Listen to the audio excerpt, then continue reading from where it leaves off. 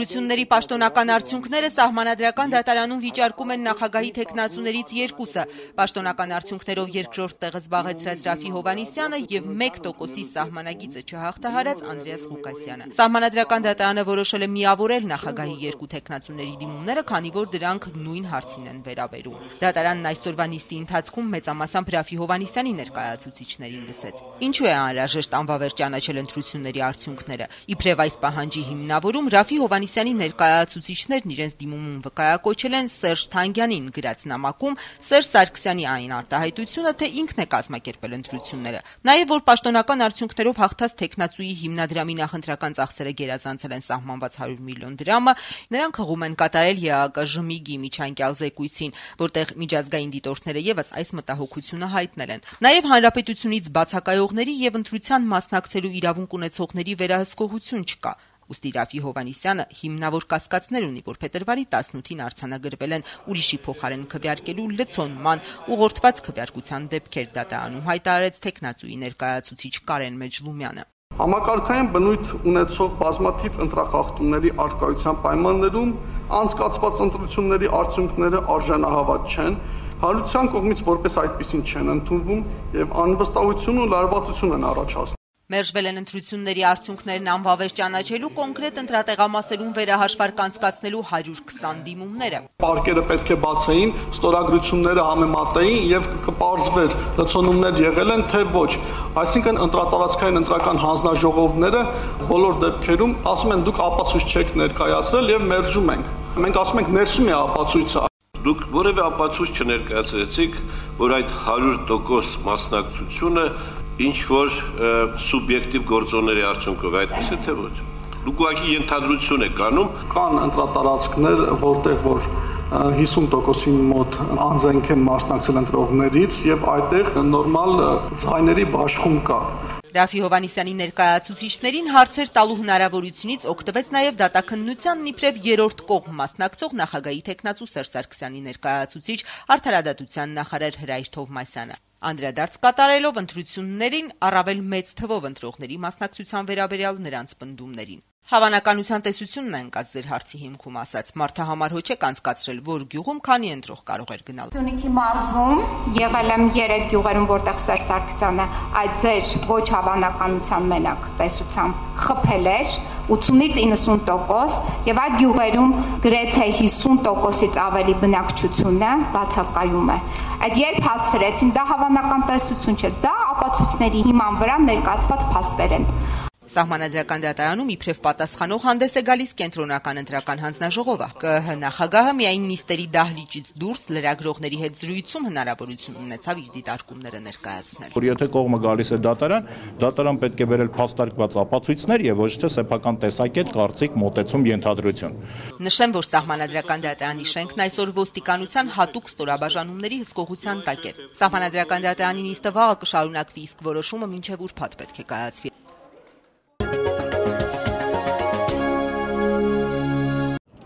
Ռաֆի Հովհաննիսյանը գիշերը անց է կացրել բաց երկնքի տակ Ազատության հրապարակի նստարաններից մեկի վրա, որդու Կարինի եւ մի քանի համակիրների հետ։ Առավոտյան հրապարակ էր եկել նաեւ կինը։ Ինքը Ռաֆի Հովհաննիսյանը պարբերաբար շրջում է Ազատության հրապարակում, շփվում մարդկանց հետ։ Ազատություն ռադիոկայանի հետ զրույցում Ժառանգություն կուսակցության առաջնորդը պնդեց, իր կյանքի գնով թույլ չի տալու Սերժ Սարգսյանի երթմնակալությունը։ Սուդատուլը,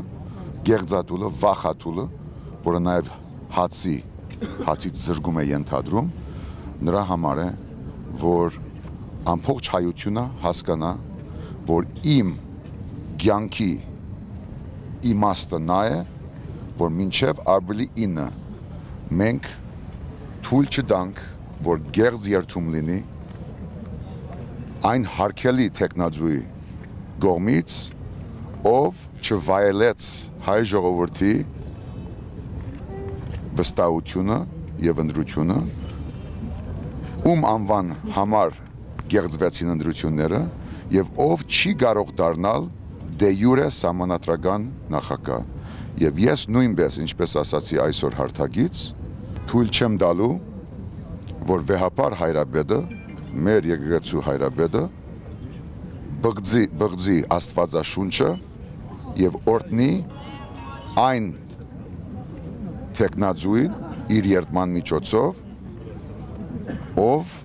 չի վայելում սահմանադրության ներքո հայ ժողովրդի վստահությունը եւ ընտրության քվե։ Հակադարձելով Հանրապետական խորհրդարանական խմբակցության քարտուղար Հովհաննես Սահակյանի հայտարարությանը, թե նախագահի նախկին թեկնածուի այս քայլը տանում է սադրանքի եւ ապակայունացման, Ռաֆֆի Հովհաննիսյանն ասաց իր գործողությունները սահմանադրական են։ Որ ով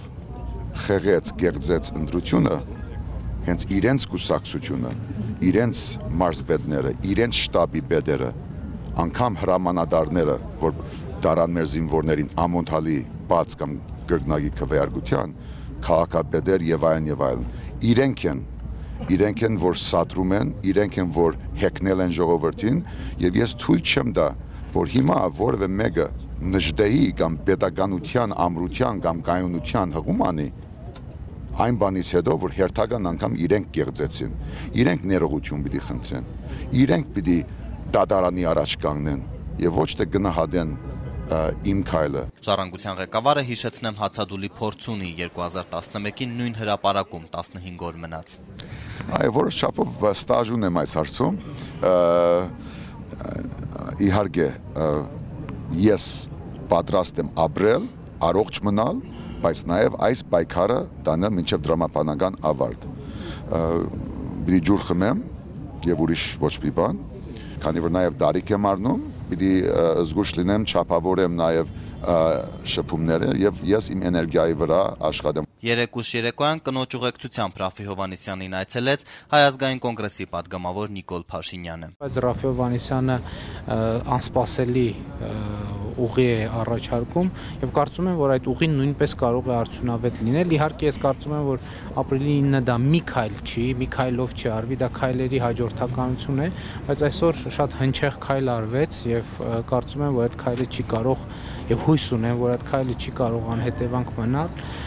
Շարունակում եմ մնալ այն կարծիքին, որ Հայաստանի Հանրապետության բոլոր քաղաքացիները, ովքեր համարում են, որ Հայաստանում պետք է հաստատվի ժողովրդի իշխանություն, առանց նախապայմանների, առանց բանակցությունների պետք է լինեն հրապարակում եւ պաշտպանեն Հայաստանի Հանրապետության ժողովրդի իշխանություն ձևավորելու իրավունքը։ Ազգային ժողովում հանրապետական խմբակցության ղեկավար, կուսակցության փոխնախագահ Գալուստ Սահակյանի ներկայացմամբ Սերժ Սարգսյանը ու նրա թիմը երբեք չեն անցնի յուրայինների դիակների վրայով։ Այսօր հրավիրված մամուլի ասուլիսի ժամանակ Սահակյանն այդպես արձագանքեց այն հարցին, թե ինչ են պատրաստվում անել հանրապետականները եւ նախագահ Սերժ Սարգսյանը ժառանգության առաջնորդ Ռաֆֆի Հովհաննիսյանի 3 ազատության հրապարակում արված հայտնի հայտարարությունից հետո։ Եթե բարոն Սարգսյանը ապրիլի 9-ին Գերզ երդում դա մեր սահմանադրության և աստվածաշնչի վրա,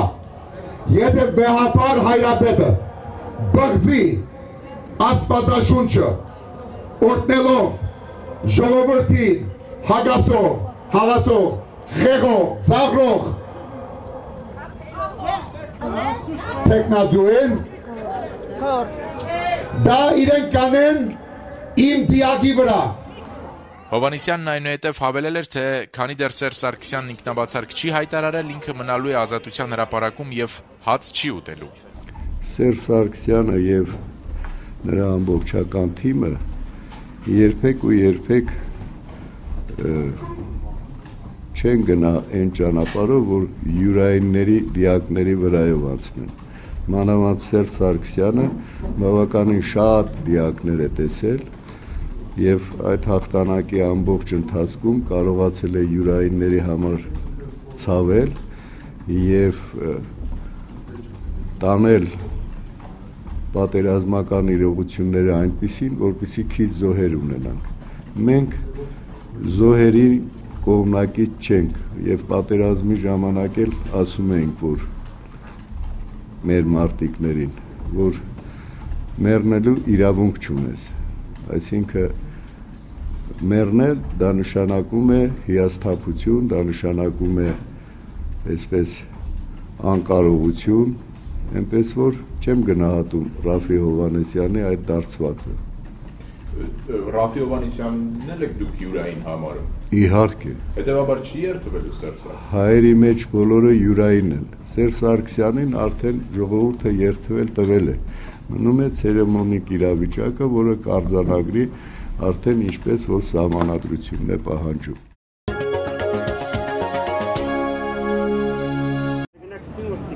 Բարև պարոն Հովհաննիսյան, մենք գիտենք, որ մեկնաբանություններով հանդես չեք գալու մինչև ժամը 17-ը։ Միայն մեկ կարճ հարց, եթե կարելի է, պարոն Հովհաննիսյան, նախագահի մամուլի խոսնակն ասել է, որ մերժել եք Սերժ Սարգսյանի առաջարկը կրկին հանդիպել, կանեմ ամբար։ Մեր մամուլի քարտուղարը դրան կանտրատառնա, դա հերթական բացարձակ սուդն է։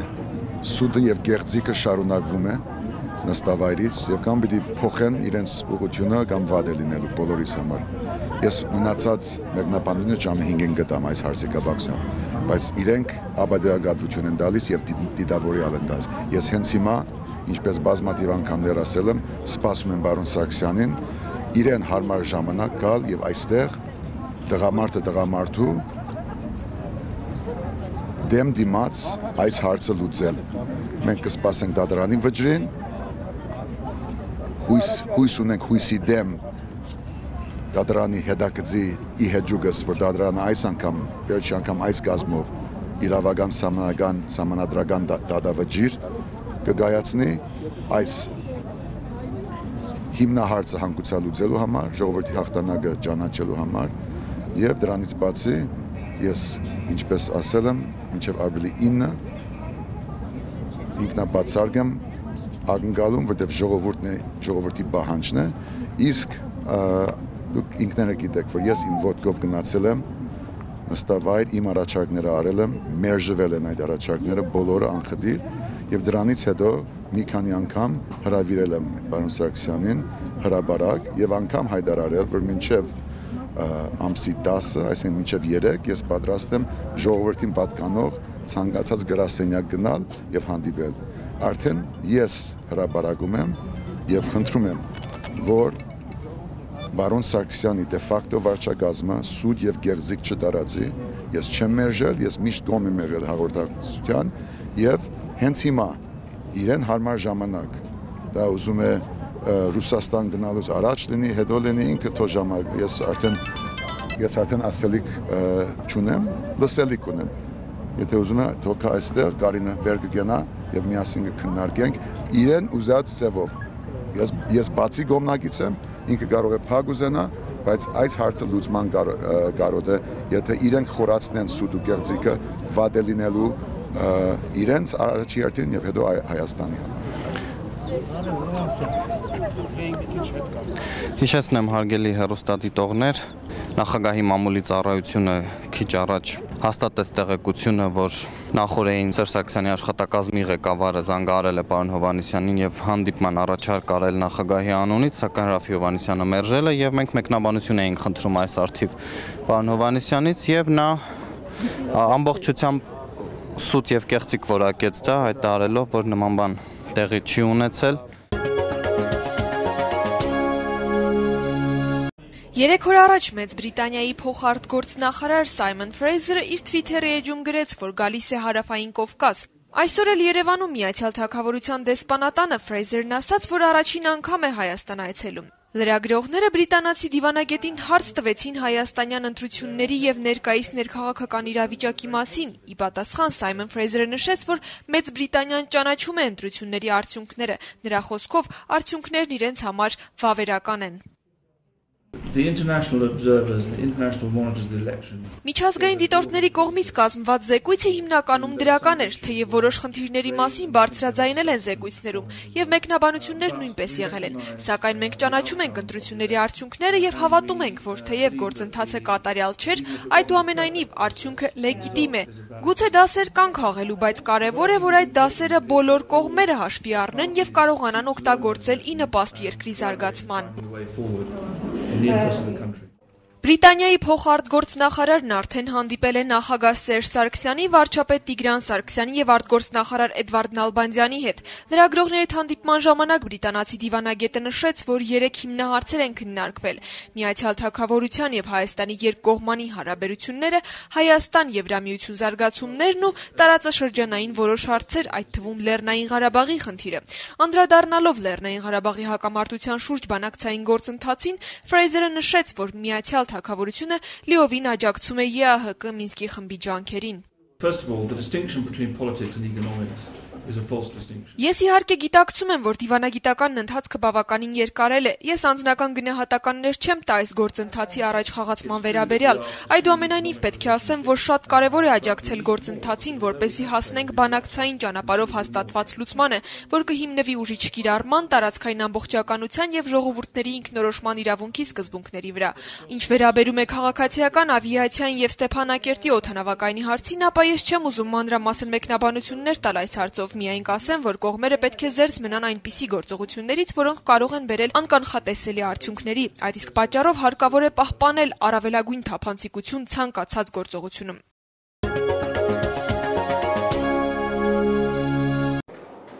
Երևան քաղաքում գործում է 34 գրադարան, սակայն այդ գրադարաններից քչերն են այսօր բավարարում ընթերցողների պահանջները, հատկապես գեղագիտական առումով։ Ավետիք Իսահակյանի անվան գրադարանի տնօրեն Հասմիկ Կարապետյանն Ազատություն ռադիոկայանի հետ զրույցում նշում է, որ այդ 34 գրադարաններից 7-ը հանդիսանում են Իսահակյանի գրադարանի մասնաճյուղերը, սակայն որպես գեղագիտական վայր ու միջավայր ապահովող գրադարան ներկայանալի է միայն Իսահակյանի կենտրոնական գրադարանը։ Հոգեբանություն, այլ բարոյականություն դեպի գրադարանը եւ ձևավորված արժեքային համակարգ որպես մշակութային վայր, ոչ միայն տեղեկատվական վայր, միանշանակ ասվում է, որ գրադարանի մասնագիտական շենքը ապահովում է այդ միջավայրը։ Բայց նույնը ցավոք չենք կարող ասել գրադարան մասնաճյուղերի համար, որոնք 7-ն են Երևան քաղաքում, 7 գրադարաններից ոչ մեկը, արդեն 30 տարուց ավել, ոչ մի վերանորոգման աշխատանքներ այդ գրադարաններում չի կատարվել։ Կարապետյանը նշում է, որ դեռ 50-ական թվականներին բացվող գրադարանները հիմնականում տեղակայվում էին բնակելի շենքերի առաջին հարկերում, նպատակ ունենալով գրադարանները մոտեցնել ընթերցողներին։ Մոտեցումը ճիշտ էր իր ժամանակի մեջ, իսկ այսօրվա պահանջներին դրանք բնավ չեն համապատասխանում։ Այսօրվա հատկապես երիտասարդության մտաղ սերնդի կրթության խնդիրները, նրա տեղեկատվություն ստանալու եւ իրավունքը եւ ցանկությունը բավարարելու համար այդ փոքրիկ գրադարանները եւ ոչ միայն Իսահակյանի գրադարանները, որտեղ Երևանում կա նաեւ 22 համայնքային ենթակայության այդ չափերի մեջ գրադարաններ, ոչ ավել քառակուսի մետրերով, եւ նրանք այսօր լուրջ տեղեկատվական ծառայություն եւ որպես գեղագիտական միջավայր այսօրվա խնդիրները թող ինձ ներեն իմ գործընկերները չեն կարող լուծել։ Ավետիք Իսահակյանի մասնաճյուղ հանդիսացող Խաժակ Գյուլնազարյանի անվան գրադարանին է հատկացված բնակելի շենքի նկուղային եւ առաջին հարկերը։ Վարիչ Սուսաննա Սոսոյանը նշում է, որ ստիպված են գրքերը պահել նկուղային խոնավ պայմաններում։ Նկուղային պայմաններում գրապահոց եթե ունենալը, դա արդեն մեծ համար համենայնդեպս մխիթարություն չի, որտեղ չենք կարողանում, որքան էլ աշխատում ենք, որքան էլ ձգտում ենք ինչ սանիտարահիգիենիկ պայմաններ ստեղծենք, դա մեզ չի հաջողվում։ Աշխատակիցները հույս են հայտնում, որ գոնե կոսմետիկ վերանորոգման ու ջեռուցման հարցն այս տարի կլուծվի։ Համենայն դեպս նրանց դա խոստացել են։ Սոսոյանը սակայն նշում է, որ վերանորոգումով խնդիրը չի լուծվի, քանի որ նաև տարածքի խնդիր կա։ Այսօր նույն սրահում սպասարկում են այցելուներին եւ այդ նույն սրահում 2 սեղան են հատկացրել ընթերցանության համար։ Շատ նեղ է պայմանները, որտեղ այստեղ միակ տեղն է, որ քիչ թե շատ մի փոքր ջեռուցում ենք կարողանում ապահովենք։ Եվ նստելու տեղերն էլ անգամ ուսանողները որ գալիս են պետք է հերթագայելով նստեն։ Այցելուների մեծ հոսք կա նաև Երևանի Շենգավիթ վարչական շրջանի թիվ 16 գրադարանում։ Անցյալ տարի գրադարանն ունեցել է մոտ 2300 ընթերցող։ Այստեղ կազմակերպվում են շնորհանդեսներ, երեկոներ, հանդիպումներ հայտնի մարդկանց հետ, սակայն գրադարանի տնօրեն Գայանե Միրիբյանը նշում է, որ ցավոք ձմռանը գրադարանի կյանքը պասիվանում է ցրտի ու խոնավության պատճառով։ 89 թվականին վերջի վերանորոգումը, դրանից հետո մեր հարևանները բարեխիղճ մեզ միշտ ջրել են, ջրում են եւ կջրեն։ Ինձ ասում են մենք գումար ենք տալիս, դուք ջեռուցեք։ Բայց մեր լարերը այնքան հինա 53 թվականի շենք ասա։ Այդվում է չենք կարողանում։ 2 պլիտա որ միացնում ենք, արդեն ծուխն ու մուրը կապում ամբողջ գրադարանով, դե հոչ ենք հրտեհի։ Միրիբյանը շենքի բարելավման մասին չի մտածում, համարելով, որ ավելի անմխիթար վիճակում գտնվող գրադարաններ կան եւ առաջնայինը դրանց հարցը պետք է լուծվի։ Արդեն 20 տարի մենք դիմանում ենք 2-3 ամիս հետո ուրախանում ենք, որ ամառը եկավ ու սպասում ենք, որ հաջորդ տարի նորից ինչ-որ մի բան կլինի։ Հատակը լրիվ քայքայված վիճակում է։ Պարկետները դուրս են գալիս, մանրահատակը դուրս է գալիս։ Պատերի վրա կպցնում ենք նկարներ, երեխաների հիմնականում ցուցահանդեսների գործերն են կազմակերպում, որ մեր պատերի ճեղքերը չերևա։ Հիմա սպասենք, տեսնենք, երևի լավ օրեր կգան, մեզ ջեռուցում կտան, համար առաջի խնդիրը ջեռուցումն է ու մի փոքրիկ կոսմետիկ վերանորոգում է պետք մեզ։ Առանձնապես շատ բան չենք ուզում։ Կդիմանանք մնացած հարցերը երևի կլուծվի։ Անհրաժեշտություն կա ընդհանրապես շենքային լուծում տալ։ Եվ այս կոսմետիկ մոտեցումները, որքան էլ որ անհրաժեշտ լինեն, այնուամենայնիվ սա լուծում չէ։ Սա լուծում չէ, սա ժամանակավորապես երկարաձգելու, նրանց կյանքը ձգելուն միտված քայլեր են, իհարկե մի քանիսի մասին է խոսքը, 2-3-ի մասին է խոսքը, բայց կարծում եմ, որ առաջիկայում պիտի անդրադարձ արվի։ Անցյալ տարի սեպտեմբեր-հոկտեմբեր ամիսներին մոտ 12 գրադարաններում անցկացվեց ջեռուցման համակարգ։ Սուքիասյանը վստահեցնում է, որ այս տարի լուծվելու է բոլոր գրադարանների ջեռուցման հարցը, սակայն միջոցներ չեն բավականացնում դրանք արդիականացնելու համար։